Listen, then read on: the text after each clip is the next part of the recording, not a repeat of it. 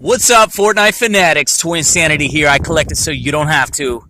And today I'm looking at the first two Fortnite McFarlane figures. These are 7-inch figures from the company called McFarlane. Now if you look at this, there's going to be 4 in Series 1. These are the only 2 that have dropped yet. And then these silhouettes, I'm sure you know who they are, will represent the skins that they're dropping in Series 2. Now, today is like December 5th. You're going to be hard-pressed to find a Skull Trooper anywhere because they have already sold out as far as I know. I mean, you can hit up eBay. There's still X number of days for delivery time. But go ahead, pay a premium on eBay, get you a Skull Trooper, or go to any given Target, Walmart, or GameStop and pick up Cuddle Team Leader. Far from a fan favorite. I see this one warming the shelves at almost every store. The last Target I was at had 12 of these, 0 of these.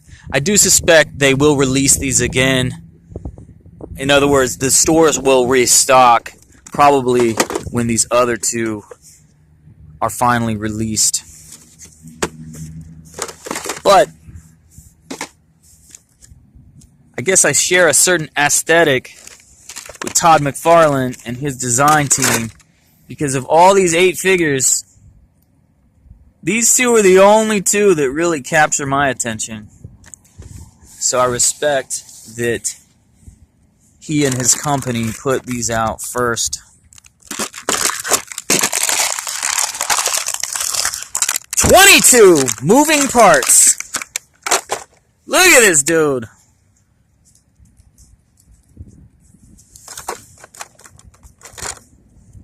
Now that's a figure. Woo!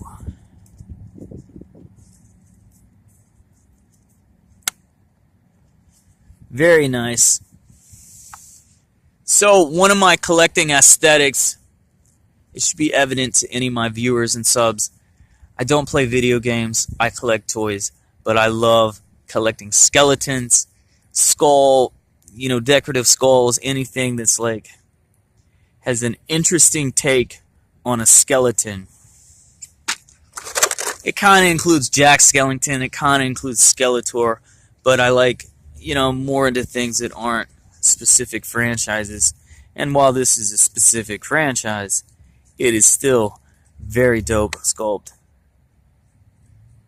Very cool.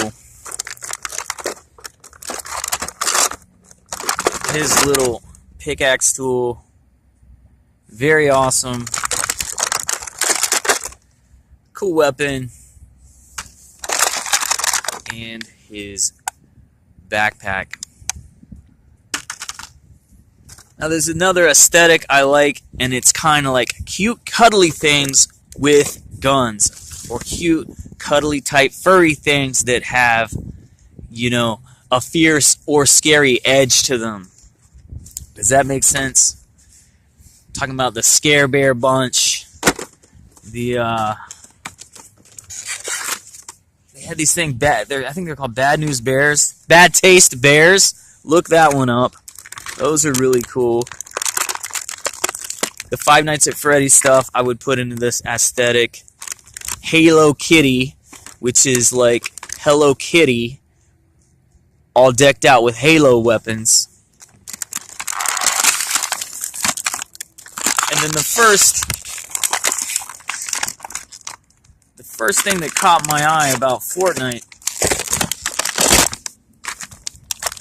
is this Cuddle Team Leader, which completely fits that aesthetic. Cute, funny little teddy bear, and I know it's just a skin, and I know it's meant to represent a person in a costume, but I like to imagine the Care Bears with weapons. Hello Kitty with weapons. So even more, like to me, you're subverting expectations. I think it's more interesting. You display the skeleton guy with this funny little unicorn what is it, a Unilama or something. And then, you know, you get your Cuddle team leader with this crazy demonic looking thing. Or this crazy awesome weapon. But anyway, this is not a fan favorite. It's not selling well. I mean, you'd have to be into that specific aesthetic, or you got to think a lot of Fortnite players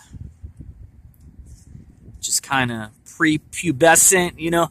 Look, let's be honest. Any toy line that's kind of aimed at children, little boy children, the girl action figures that they throw in there, because hashtag diversity is our strength, they don't sell well. That's why you see, like, when you see the Marvel lines that aren't the Legends, because the Legends series, the Marvel Universe Legends and the Star Wars Black Series aimed at adult collectors. These you could even say are aimed at adult collectors. What does it say on the pack? 12 plus? Who knows? But yeah, any of the series aimed at kids, the female figures don't do well. I think these are both super incredibly dope, very interesting. Very happy to have both of these figures. The rest, I'm probably going to keep up with because, you know, I cracked that franchise and it, you know, collecting. Man, this is how they get you. This is how they got me, at least. They put out what are clearly the two best figures first. And then, you know, you get that momentum. You get that snowball effect where it's like, well, I started collecting in the beginning. I might as well keep up. But I don't know. Here's another aspect of toy collecting. It's called army building or horde building. It's kind of, in a certain way, it's more impressive to have, like, I don't know, this is going to sound weird. If you had like 8 or 9 of either of these, to me, it's kind of more impressive than having the full set. In other words, one of each. So maybe I'll go that route if they end up showing up cheap somewhere. There are always lots of customizing potential with these. I don't know, man.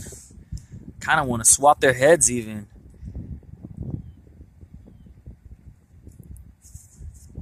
But that's like, these two figures encompass my unique aesthetic perfectly. Pink early things made out scary or weaponized, and then crazy skeleton dudes. What do you guys think? Are you looking forward? Here would be my question. Is there another figure on here you're looking forward to more?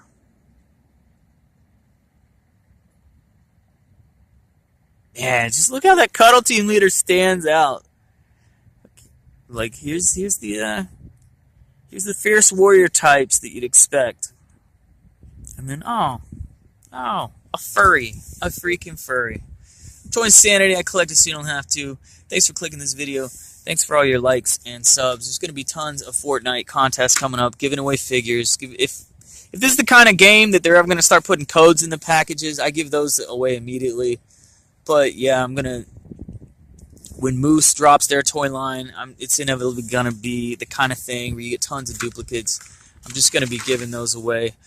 So, any contest I do, any giveaways I do, it's reserved for people who give up votes and who are subscribers. So go ahead and make that happen. Appreciate it. Toy Insanity, signing off. Take care.